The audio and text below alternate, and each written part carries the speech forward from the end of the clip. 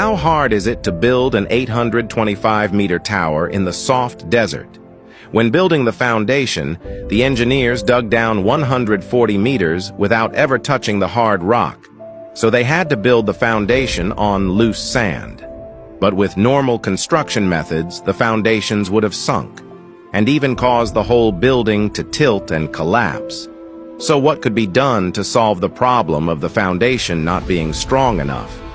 The engineers found inspiration in a simple experiment. They inserted a thin stick into the sand. When the stick reached a certain depth, it couldn't go any further. This was because the sand gave the stick an upward friction force, preventing it from sinking further. Based on this phenomenon, engineers hypothesized that if a large number of long, thin wooden stakes were laid under the foundation, then when the stakes are inserted at a certain depth, they won't continue to sink, and the foundation will be hauled up. So as long as the depth was sufficient, even the tallest building could be supported. So the workers drilled 192 deep holes in the desert. Each hole is as deep as a 10-story building. They also installed hollow steel tubes in the holes and placed pre-made rebar in the tubes, and then they filled them with concrete. Once the concrete had set, it was time to build the foundation. But it wasn't long before a new problem arose. Due to the building's proximity to the ocean, salt-rich seawater penetrated beneath the foundation and corroded the steel reinforcement in the concrete piles. This continuous corrosion caused the strength of the steel reinforcement to drop dramatically, threatening the stability of the entire building. So what could be done to solve this problem? Well, engineers used a special anti-corrosion technique.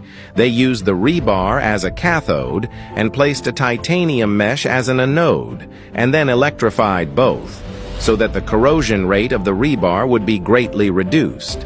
But after the foundations were built, the main body of the building was faced with a new challenge, the super hurricane winds of the desert. So to withstand the wind, the building was designed in the shape of a flower. This design is similar to the buttresses of a dam, which hold the core structure in place.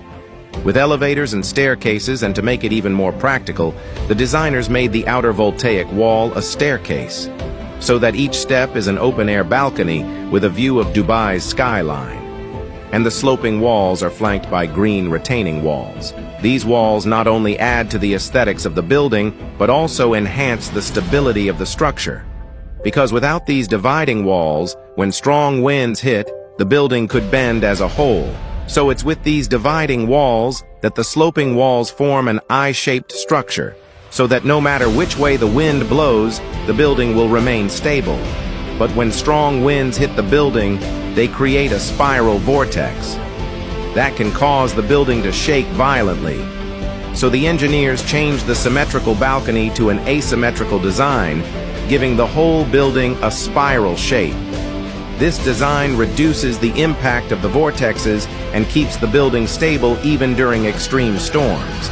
And so the world's tallest building, which took 6 years and cost $1.5 billion to build, was finally completed in 2010. It not only demonstrates mankind's pursuit of the ultimate in construction technology, but also represents a great victory over the challenges of nature.